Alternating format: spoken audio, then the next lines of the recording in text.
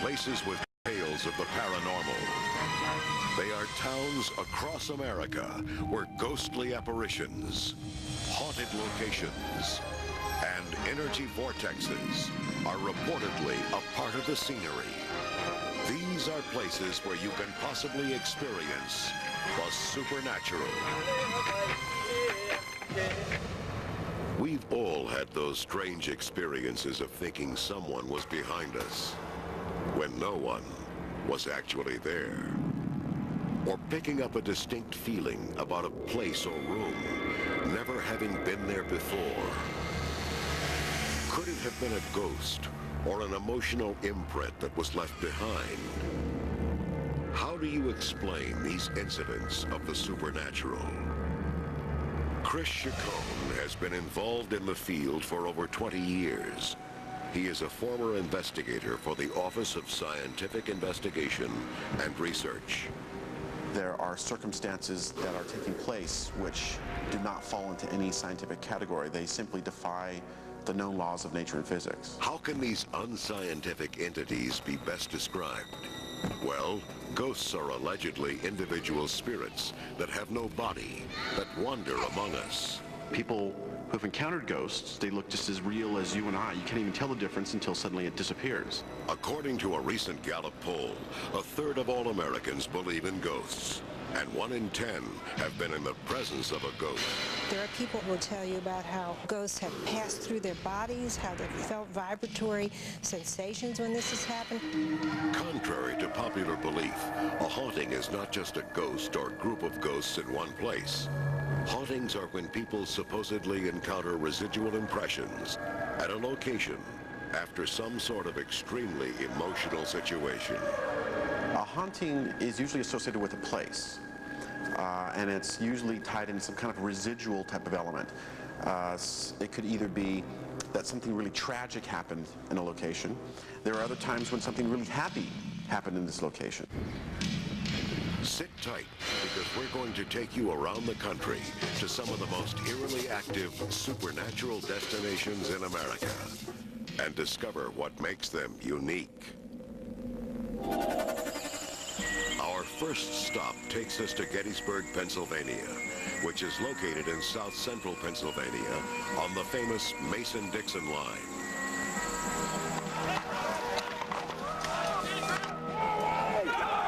In July of 1863, the town of Gettysburg was the site of the bloodiest and largest Civil War battle in the Western Hemisphere.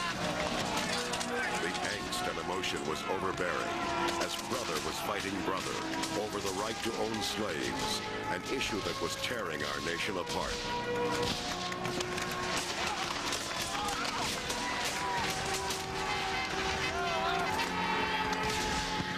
Once the dust settled, 51,000 men were killed, wounded, or captured in the three-day battle, and it became a major turning point in the war. Now, every year, 1.7 million visitors come to Gettysburg to learn about our country's historical roots. For some, it is a spiritual journey, a chance to connect with ancestors who fought and died. But some unwitting visitors go beyond this world, wanting to find themselves encountering the ghosts of Gettysburg. Historically speaking, ghosts are seen at places of great human tragedy, where a great loss of human life, or at least a great expenditure of human emotion, has occurred. Standing on a Civil War battlefield, the echo of the fallen soldiers' voices can be heard calling from the grave. The Soldiers' National Cemetery in Gettysburg was established on the battleground near the Union line.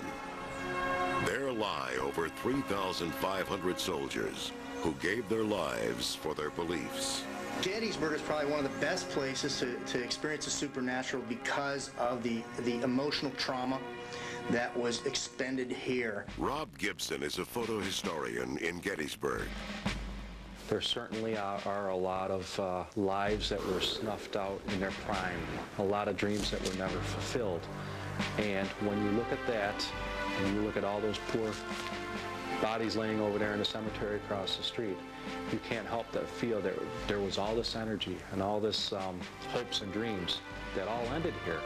There are a lot of psychics who've gone there, a lot of parapsychologists who continue to encounter apparitions, ghosts, poltergeists, and haunting phenomena because of the massive amount of people who have died. A ghost is a spirit which is somehow either has been trapped here or has been eluded itself to think it could stay here, or is here for a purpose and interacts with certain specific people. The entire area around Gettysburg is extremely filled with spirits of wandering soldiers. Eileen Hoover owns the Cashtown Inn, one of the oldest establishments in town. This building, because of its age, being built in 1797, certainly there were a lot of births, a lot of deaths. You have lingering spirits maybe because of all the events that took place. As far as the overnight guests are concerned, they will hear footsteps in the hallway in the middle of the night, knocks at their door. They will sometimes feel a presence. We've had some reports of sightings down in our basement next to our furnace. 3 soldiers huddled in the corner next to the furnace. They were very frightened and they were actually begging for help. They were Confederate soldiers. Gettysburg seems to be one of these areas that also possesses this type of vortex of energy which help propagate these ghosts and apparitions that people can sense when they visit it. Peter Monahan is an owner of another local hotel where General Lee was headquartered. There are many accounts all over town of the supernatural. Guests will hear cannon fire and look out their window and see troops. And when they leave the rooms to look at what's going on, there'll be nothing out there. People have heard voices out there. People have heard bagpipes, drums, musketry out on the battlefield. Orders being shouted, wounded men shrieking.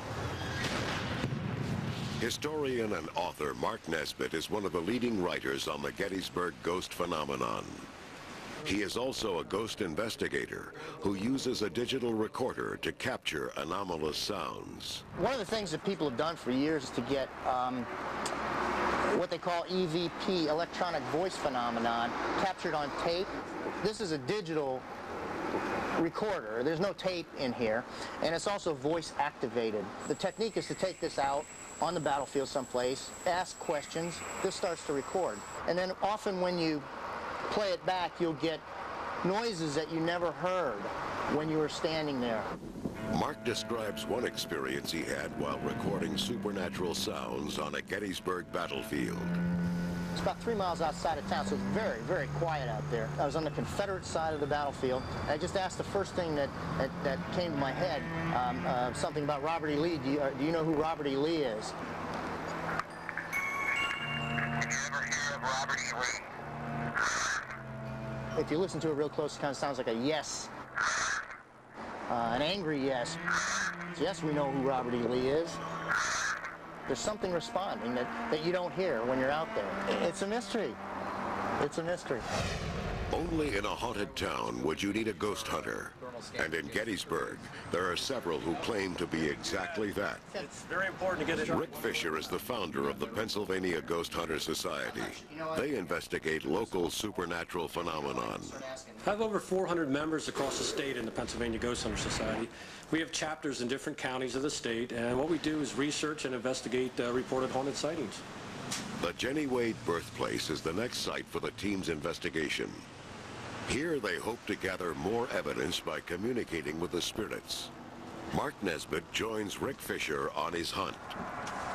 Jenny Wade was a regular, happy young girl living in the wrong place at the wrong time. She was baking bread for the soldiers when a bullet pierced the door, killing her instantly. It is reported that the spirit of Jenny Wade and her mother, Mary Ann Philby Wade, haunt this home. This, by legend, is the room that she was born in. Poor Jenny Wade, the world came to her in the form of 2 armies, 175,000 men. And out of 51,000 military casualties, she was the only civilian that was killed in the battle. Rick found a dark room to set up the camcorder. He's going to turn it on night shot and just leave it there. Then Carl has been going around taking pictures in the corners. Using advanced electronic equipment, the team is ready to begin their investigation. Hey, Carl, you want to set up on the second floor? Yeah, I'm going to work a lot with digital recorder. I'm going to give that a try. Had a few good results at a cemetery with it. Rick, you want to use the electromagnetic detector? Yeah, I'm going to set up a motion sensor too. Okay. And I'll use the digital camera, the still camera. Okay. Now I'm going to use this camcorder here. I'm going to use the extended light to film an infrared, and hopefully we can capture something up there. Okay. Unfortunately, the spirits aren't active all the time, so trying to use all of our equipment, just get as much, take advantage of the time that we have to get pictures, do EVP, filming, then take the time to review everything. EVP stands for Electronic Voice Phenomenon. Using a digital recorder, Carl will ask the spirits questions, and the answers will be recorded, but not heard by human ears until the recording is played back. The digital recorder is picking up a source of energy that Carl claims we can't hear. Well, I'm going to try some EVP here. Let's see if we can get some responses. Is there anyone here who would like to communicate? Do you want to say anything? Can you tell me your name? As the investigation continues, the team gets more specific, asking Mary Ann Wade, Jenny's mother, to surface. Hey, did you work hard in this house? Thanks for your cooperation. Did you hear that? That's the response. There was no sound. Did you hear that? There was no sound in this room when that happened. It's obviously not sound waves because it was silent. And with digital equipment, you have to assume that it's probably something electromagnetic. We got results. That's the most important thing. We got evidence. The team feels they have accomplished their goal by gathering more evidence of the spirits. They hope this will further prove what they've believed for years, that Gettysburg is inhabited by a large number of ghosts. One of the reasons that spirits remain, there's an unfinished mourning. 1.7 million people a year come to Gettysburg basically to mourn for these 51,000 casualties who gave their lives on the altar of their country. Perhaps that's why they remain. If you look beyond the obvious, Gettysburg may astound you with its profound layers of paranormal inhabitants. Events and experiences of the unexplained are plentiful in this one-time war zone.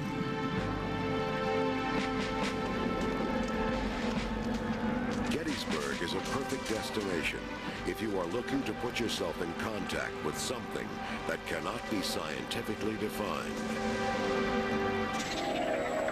Coming up, we all remember the town that Alfred Hitchcock shot his masterpiece, The Birds in. They're coming! They're coming! But did you know it was an alleged supernatural destination? The unexplained in America. Our adventure continues on the picturesque California coastline. Bodega Bay is a quaint seaside community in Northern California. It welcomes its visitors with beautiful scenery and warm weather. But is it reports of the eerie voices of the past that leave a lasting impression? How do you do? My name is Alfred Hitchcock. You may have actually seen and heard of Bodega Bay, because in 1962, Alfred Hitchcock decided to shoot one of his masterpieces, The Birds, in this quaint little town. They're coming! They're coming! I think that Hitchcock chose this location because he was extremely sensitive to energy imprints. The area here, even as beautiful as it is, has somewhat of a psychological, soulful character that makes people want to go, and I think he knew that. Paranormal researchers agree that Bodega Bay is an area of supernatural activity. As part of the Office of Scientific Investigation and Research, we conducted an in-depth, long-term investigation of the city of Bodega. what we did was, over the course of 16 months, brought in teams of scientists who would monitor various houses in the location, and for the most part, the entire location of the small city rests on. The team found an unusual geo and electromagnetic energy flow that suggested that some kind of vortex was taking place. Vortexes that exist, such as in Bodega, are vortexes which both metaphysicists, people in the supernatural world, parapsychologists, theorize that there are energy flows that are happening in ebb tide to these phenomena, which are affecting the environment, affecting people. Encounters with ghosts and the supernatural are daily occurrences in this town. We found that there seems to be a running experience of people encountering haunting phenomena, seeing ghosts, hearing voices, encountering apparitions. So it's not like one ghost seems to be haunting the whole location. This type of phenomena in parapsychology could be known as a haunt cluster. When OSIR conducted the investigation of Bodega, they had set up a variety of environmental monitoring equipment and video cameras in a variety of the locales. The cameras picked up unusual phenomena as well as the instrumentation. And then we noticed that the lights, also at the top of the, within the frame of the camera, began to move and sway back and forth. We caught on camera with special thermography technology, a door opening and closing. The team also captured an entity on film that appeared as a silhouetted figure perched against a wall. The distortion was significantly different from a human being's temperature variation, so we know it wasn't a human. However, it is shaped in a human form. Potter Schoolhouse in Bodega Bay is a prime haunted location. Mary Taylor has lived in Bodega Bay for 30 years. She and her family reside in the old Potter Schoolhouse. The school building was built in 1873. It was used for classes until 1961. After the school closed, then it was used in 1962. Hitchcock used it as the school and the film The Birds. They're coming! They're coming! It wasn't long after Mary Stanley purchased the building that she felt strange phenomena starting to occur. I awoke very early one morning to the sound of some footsteps coming up the stairs. I thought it was my older brother coming up the stairs. The steps stopped, and the rocking chair next to me began to rock slowly back and forth. I had the feeling that it was perhaps a little boy. Mary's experiences with otherworldly beings did not end in childhood. As an adult, she has experienced other frightening phenomenon. Presently, her home is claimed to be filled with restless spirits. I believe there is a school teacher, a young man. His face has appeared a couple of times. He was very distinct. He had a high forehead, receding hair, kind of bushy eyebrows and squinty eyes. He had a definite old kind of handlebar mustache that came down in a bit of a goatee. I think he also comes down the stairs. He is the one that maybe bangs on the front door. The image of the school teacher appeared to Mary on one of the blackboards. It was a perfect outline of a man. When she tried to wipe the slate clean, the face mysteriously reappeared. I started looking at photographs, one from the class of 1874, in which this man apparently taught. It's a very close resemblance. The school teacher, whose name is not known to this day, haunts this abode. He is believed to have died from an illness that cut short his young life. He left behind a wife and child. The other entity that might be here is a little girl, and I've seen her. She was actually trying to make contact with me. She was an apparition, very shadowy because it was in the dark. She had shoulder-length hair and was covered by a white aura, if you will. Her voice was very childlike. It was very, hi! I was too frightened by the idea of trying to communicate with a ghost to go any further with it, so I told her, I said, I'm sorry, I just can't do this right now. I opened the door and walked into the next room. and didn't go back into that room until daylight. Hi. Hello. Mary Leah is opening her home to Paratrek, a special tour group that takes individuals on expeditions to explore areas of great supernatural activity. The reasons that I decided to come on this trip had to do with a strong interest in the paranormal and knowing that we would be equipped with up-to-date equipment and with other people who also had the same interest. Mary briefs everyone to prepare for the evening, giving details about the places she's experienced the supernatural. What we hear often are party noises. About where you're standing, there are two, I don't know what to call them. There is some sort of energy. This door over here opens and closes by itself. Now, if we come to this back room, I can show you where the face appeared on the blackboard. After you, Jim. As night falls, the group begins their investigation. Teams are assigned. Equipment is dispensed. They will be using night vision cameras, meters that measure magnetic fields, background radiation, and a Geiger counter. And the hunt is on. That's making that move. There's not. The Paratrek guide explains it has been claimed that there are extremely inflated readings on your instruments if you're in an area where there was a supernatural event. I don't see anything happening here right now. It's Wow! Is that for real? The team encounters startling phenomenon in their Paratrek adventure, such as a chair suddenly moving. But I didn't see it start.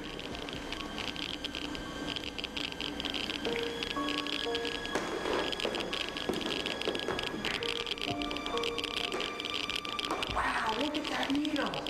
Holy cow.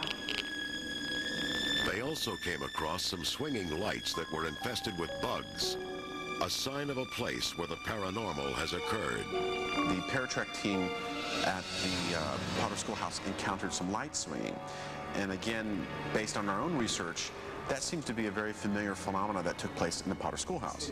We often documented the lights swinging, and again with video equipment, we weren't able to find any rational explanation why the lights would move. It's really thrilling to walk around in the dark, expecting to see something at any corner. I still kind of get a little shaky as we talk about it. You could just feel that, as you were saying, there was something that wanted to pull you upstairs, calling you. The town Alfred Hitchcock filmed his classic The Birds can conjure up the supernatural realm. So whether you think they're real ghosts or not, Bodega Bay is a mystical place where the past and the present are one in the same. Coming up, what would you do if a psychic told you the way to eternal life? Stay tuned to find out what one woman did on Supernatural Destinations. In San Jose, California, an upscale city just south of San Francisco, this beautiful but mysterious Victorian mansion lures its visitors with frightening tales of ghostly apparitions and eccentric lifestyles. Stories of eternal life and paranoia abound in this house. That includes many strange architectural abnormalities. But it's the alleged otherworldly residents that cause visitors to jump at sudden noises and movements. The mansion has a reputation for being haunted. We have had people who have actually seen things, apparitions, ghostly images. I've had an experience myself that's a little disquieting when something that you don't believe in happens. I never thought of a ghost. I never believed in anything like that. I never believed in spirits, but I do believe now that there is something in this house still here.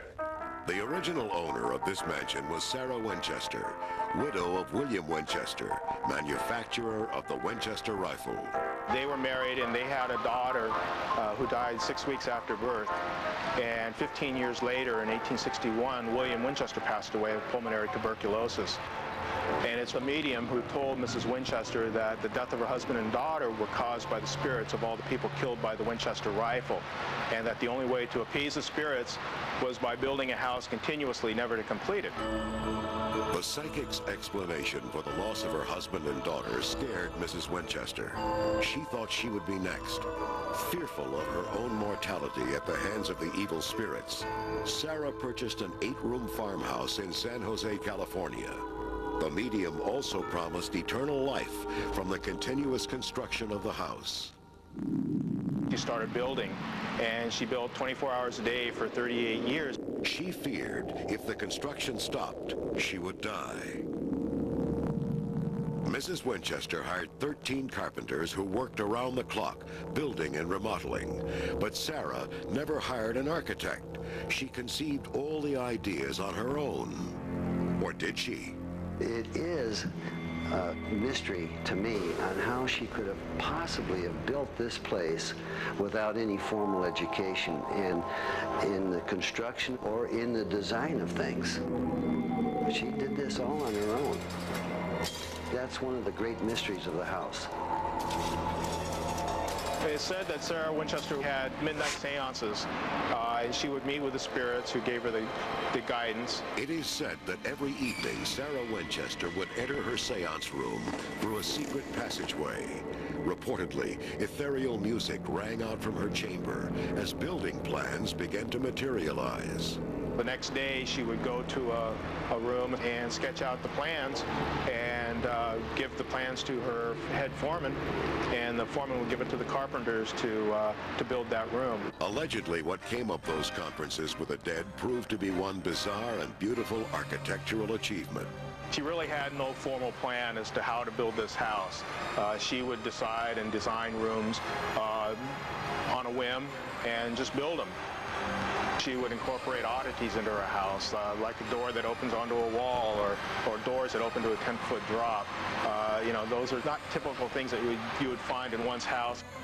By 1922, the $5 million mansion included 40 bedrooms, 40 staircases, 47 fireplaces, 10,000 windows, and over 900 doors.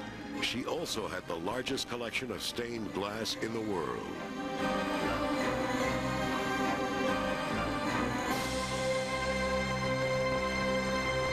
On September 5th, 1922, construction came to a halt. Sarah Winchester had died. The promise of eternal life did not come true, or did it? Some say ghostly figures and ethereal apparitions float daily through these walls. Just ask some of the people who work at the mansion. I looked up at a room that's in a locked-off portion. The only people who have access to those are management. The woman who was looking out at me was not upper management. Who she was, I haven't any idea. This was the area where I first seen the ghost. He had a beard, bushy hair, coveralls, turned right around and looked at me, and walked up the stairs. And we didn't hear no footsteps. I was standing there and talking about the boiler and pointing things out, and out of the corner of my eye I saw someone walking by, hunched over, wearing a cap and dusty overalls, pushing a wheelbarrow and walking by. After my tour, I went and asked my supervisor if any of the guys on the maintenance crew had any jobs they were doing in the basement. The man pushing the wheelbarrow does not belong to the current maintenance staff. He is claimed to be Mrs. Winchester's old foreman, who haunts the halls of his old domain endlessly, toiling beyond the grave. Psychics report that within these walls, at least 3 restless spirits prowl this manor. If there is any paranormal phenomena, it is completely associated with Sarah Winchester's belief systems and what she was told would happen to her if she didn't keep building the house, and of course, the residual elements left behind after her passing. The Winchester House is a fantastic destination where paranoia, supernatural phenomena, eternal life, and architectural oddities collide to make this a spooky place to perhaps experience the paranormal firsthand. Coming up, how do you explain a ball rolling uphill and metal rods moving by themselves? Stay tuned to find out on Supernatural Destinations. Situated in the Cascade region of southern Oregon, this spot is known as the Oregon Vortex, and it's truly bizarre. In this remote town, the laws of nature are turned upside down. A ball rolls uphill. Two people standing near one another seem to change height when they switch positions. And metal rods seem to move by themselves. Some say these are all optical illusions, but the facts tell a different and more unusual story. During the 1930s, John Litster, a mining engineer, purchased the property and opened it to the public. Litster conducted over 14,000 experiments at the Vortex. He came to understand the land held mysterious properties. The Oregon Vortex is claimed to be a 165-foot wide field of energy, approximately a mile above ground and a mile below ground.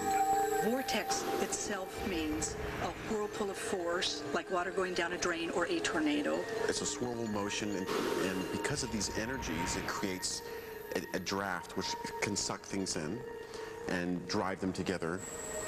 Maria shows how the vortex affects copper rods. Walking past certain energy lines causes the rods to crisscross, which is very interesting because copper cannot be magnetized.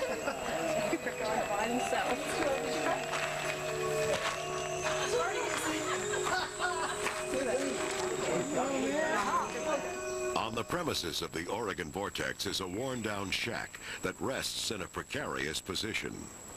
If you would step up this way with me, we're going to go into the so-called Mystery House. The so-called Mystery House was built in 1904 by the Old Gray Eagle Mining Company. Then around 1918, the building slid off its foundation. The House of Mystery and the Oregon Vortex are two separate things. The Oregon Vortex that creates this phenomena with its magnetic lines.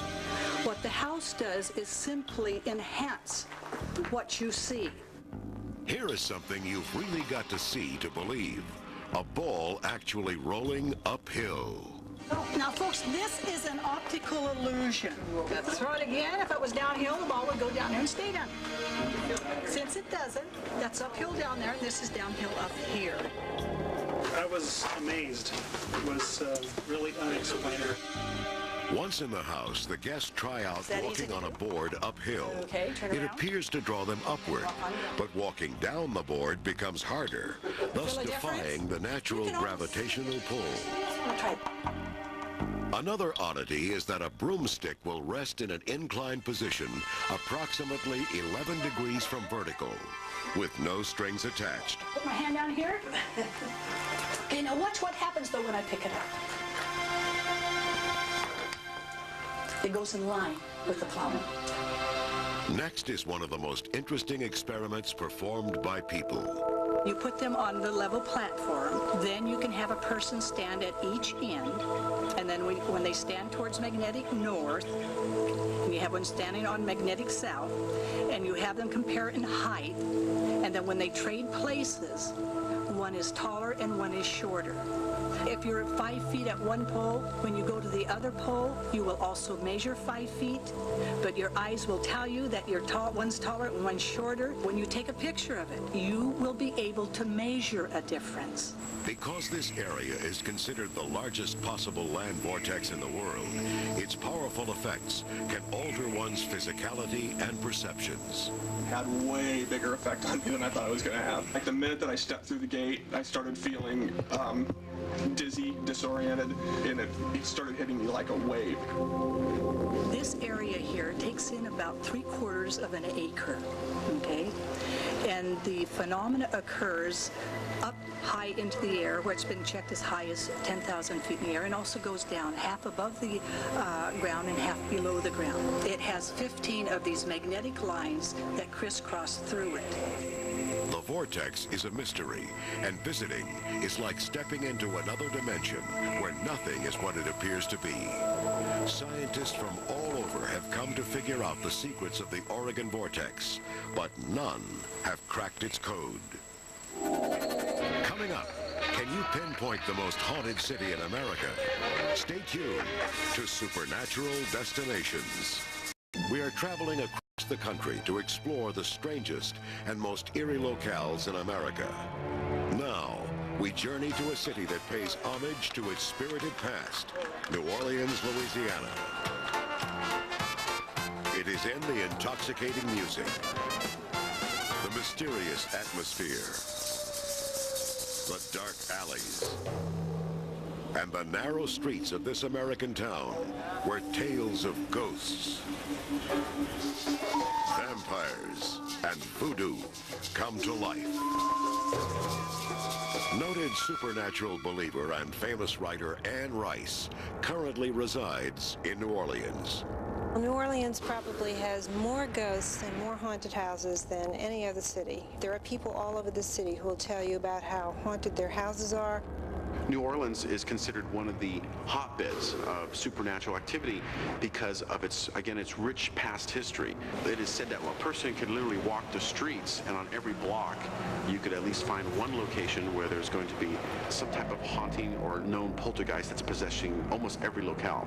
It's a very old city, first of all, and it's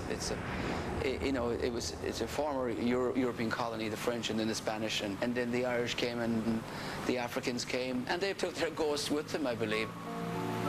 Tales of the paranormal abound in the Big Easy. Catherine and Sidney Smith own and operate Haunted History Tours. They have experienced firsthand how haunted this city really is. Today, they're explaining the history of the area to Lisa and Colleen, who have decided to embark on this perilous journey. Their first stop is Pirates Alley in the French Quarter. It is a place where the supernatural has built quite a following. This is where the pirates used to sell their contraband. They sold guns, cigars, liquor, clothing, people. So anything you wanted, you could buy here. One of our tour guides had his own paranormal experience right here in this alley.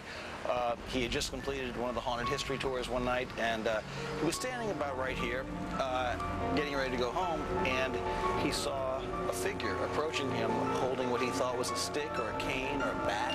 Well, his first impression was he was getting mugged. He was about to be robbed. And as he watched the figure approach him, as it got real close, he noticed it was transparent. He could see right through it. And as it passed him, it disappeared. He didn't do tours for about 2 weeks after that.